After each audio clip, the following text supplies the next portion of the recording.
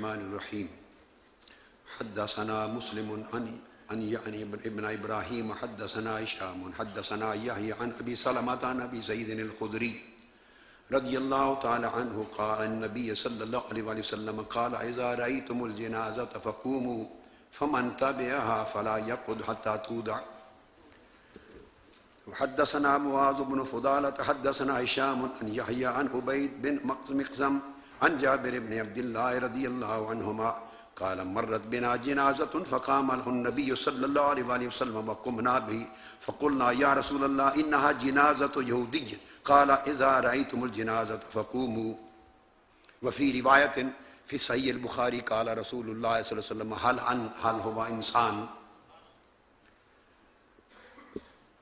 یہ صحیح بخاری کی باب نمبر 48 ہے، کتاب الجنائز. کتاب الجنائز باب نمبر 48. تیسری حدیث بھی اسی موضوع پر پڑھ لوں. حدثنا آدم قال حدثنا شعبہ قال حدثنا عمرو بن مرہ قال سمعت عبد الرحمن بن ابی لیلى قال كان سهل بن حنيف وقيس بن سعد قائدين بالقادسية فمروا عليهم الجنازة فقام فقيل لهما إنها من أهل الأرض أي من أهل الذمة فقال إن النبي مرت به جنازة فقام فقيل له إنها جنازة يهودي فقال أليست نفسا أو كما قال. آقا علیہ الصلوۃ والسلام نے اس حدیث میں 3 حدیثیں ہیں جو امام بخاری لائے ہیں. باب نمبر 48 کتاب الجنائز. باب ہے باب من تبع جنازۃ فلا یقعد حتی تودع. دوسرا باب ہے 49 باب من قام لجنازۃ یہودی. حضور علیہ الصلوۃ والسلام نے فرمایا جو شخص جنازہ دیکھے گزر رہا ہے تو تم کھڑے ہو جایا کرو اس کے احترام میں، اور اگر تم اس کے ساتھ جا رہے ہو تو جب تک وہ جنازہ رکھ نہ دیا جائے اس وقت تک قیام کرو. دوسری حدیث میں بھی یہ حضور علیہ السلام نے فرمایا یہودی کا جنازہ تھا، قیام ہوا، آپ نے فرمایا کہ جب تم کوئی جنازہ دیکھو تو قیام کرو. تیسری حدیث میں جو سہل بن حنیف اور قیس بن سعد روایت کرتے ہیں کہ قادسیہ میں وہ دونوں بیٹھے تھے، ایک جنازہ گزرا، وہ دونوں کھڑے ہو گئے. ان سے کہا گیا کہ یہ اہل الذمہ کا یعنی کسی یہودی کا جنازہ ہے. اس پر دونوں صحابہ نے بیان کیا کہ ہم نے حضور نبی اکرم صلی اللہ علیہ وآلہ وسلم کو دیکھا، آپ کے آگے سے جنازہ گزرا، آپ نے قیام فرمایا. آقا علیہ السلام سے عرض کیا گیا یا رسول اللہ یہ یہودی کا جنازہ ہے. فرمایا بے شک یہودی ہے مگر نفس انسانی ہے یا نہیں، انسان کی جان ہے. 2 مسائل اس میں سے اخذ ہوئے، ایک کا تعلق عقیدہ کے ساتھ، ایک کا تعلق آداب کے ساتھ. عقیدہ کی جو فرع ثابت ہوئی وہ یہ کہ جنازہ نفس انسانی کا ایک جنازہ ہے، میت ہے، وہ گزر رہا ہے تو اس کے لیے احترام میں قیام کا حکم دیا. یہ قیام تعظیم ثابت ہوا. جب جنازے کی تعظیم میں قیام جائز ہے تو ذکر مصطفیٰ کی تعظیم میں قیام کرنا اولا تر، افضل اولا. ایک جنازے کی تعظیم میں قیام ہے، کہاں وہ اور کہاں ذکر رسول صلی اللہ علیہ وسلم اور ذکر ولادت رسول اور نعت رسول صلی اللہ علیہ وسلم اور صلحاء اور مشائخ اور صالحین ان کی آمد ہو تعظیماً تقریباً قیام. ہر چند کے قیام پر بہت ساری احادیث ہیں، آج دن کے درس بخاری میں گزر چکی، جب آقا علیہ السلام نے فرمایا اذا اقیمت الصلاۃ فلا تقوموا حتی ترونی. تو یہاں استدلال جنازہ کے احترام میں قیام سے کیا، قیام تعظیم کا.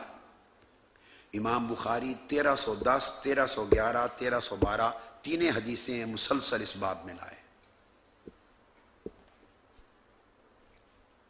اس کے بعد آگے امام بخاری ایک قول لائے ہیں، قال زکریا عن الشعبی عن ابن ابی لیلى کان ابو مسعود وقیس یقومان للجنازہ. پھر چوتھا قول لائے ہیں کہ عبداللہ ابن مسعود اور حضرت قیس وہ بھی جنازہ دیکھ کر قیام کرتے تھے. تو بعض لوگوں کے ذہن میں جو قیام کے بارے میں غلط تصور ہے کہ قیام جائز نہیں، اور ان کے ہاں دلیل یہ تصور کی جاتی ہے کہ قیام کا مطلب ہے گویا عبادت. قیام تو یاد رکھ لیں، قیام ہمیشہ بغرض عبادت نہیں ہوتا. انما الاعمال بالنیات. کبھی قیام امداد ہوتا ہے، کسی کو مدد کرنے کے لیے قیام ہوتا ہے. اگر بنیت عبادت ہو تو پھر قیام عبادت ہے، اور غیر خدا کے لیے کبھی قیام عبادت کی غرض سے نہیں ہوتا. تو قیام تعظیم کے لیے ہوتا ہے، سنت ہے. کبھی قیام محبت کے لیے ہوتا ہے، سنت ہے. آقا علیہ السلام قباء سے مدینہ تشریف لے جا رہے ہیں، صحیح بخاری میں ہے آگے. محلہ بنی نجار سے گزرے، اور حدیث کے لفظ آتے ہیں کہ عورتیں اور بچے عرس سے واپس آ رہے تھے. اس سے عرس نہ ثابت کر لینا، شادی سے واپس آ رہے تھے. اور ایک اور روایت میں ہے، یہ صحیح بخاری میں ہے، اس کی شرح میں ایک اور حدیث میں آیا کہ آقا علیہ السلام کو دیکھ کر وہ پڑھنے لگے، نعتیہ کلام پڑھنے لگے. تو ان کو دیکھ کر آقا علیہ السلام نے قیام فرمایا. اور وفی روایت انہوں نے آقا علیہ السلام کی شان میں کچھ پڑھا. تو آقا نے پوچھا کہ ایسا کیوں کر رہے ہو؟ انہوں نے کہا آپ سے محبت ہے. فرمایا اس اللہ کی قسم جس کے قبضہ قدرت میں میری جان ہے، مجھے بھی تم سے محبت ہے. امام اسقلانی، امام عینی، امام کرمانی، ان تمام ائمہ حدیث اور شارحین نے لکھا کہ یہاں قیام فرحت تھا، یہ قیام مسرت تھا. تو کبھی خوشی کا قیام ہے، کبھی تعظیم کا قیام ہے، کبھی استقبال کا قیام ہے. جیسے فرمایا فلا تقوموا حتی ترونی، جب مجھے گھر سے باہر نکلتا دیکھو تو قیام کیا کرو. تو قیام کی اقسام ہیں. تو اس لیے اس حدیث سے قیام تعظیم، ذکر رسول میں قیام.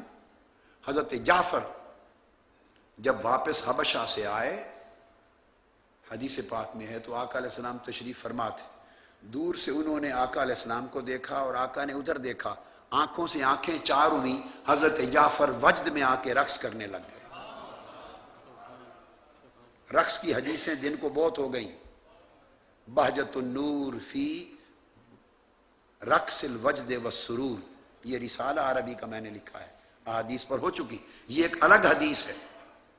جب حبشہ سے پلٹے تو آقا علیہ السلام سامنے تشریف فرما تھے، نگاہیں چار ہوئیں. جب دیکھا کہ حضور خوش ہو کے مجھے دیکھ رہے ہیں، اس کیف اور سرور میں رقص کرنے لگے، وجد میں آ گئے. آقا علیہ السلام نے اس کی محبت کو دیکھا تو قیام کیا، اٹھ کے کھڑے ہوئے اور جا کے ماتھا چوم لیا.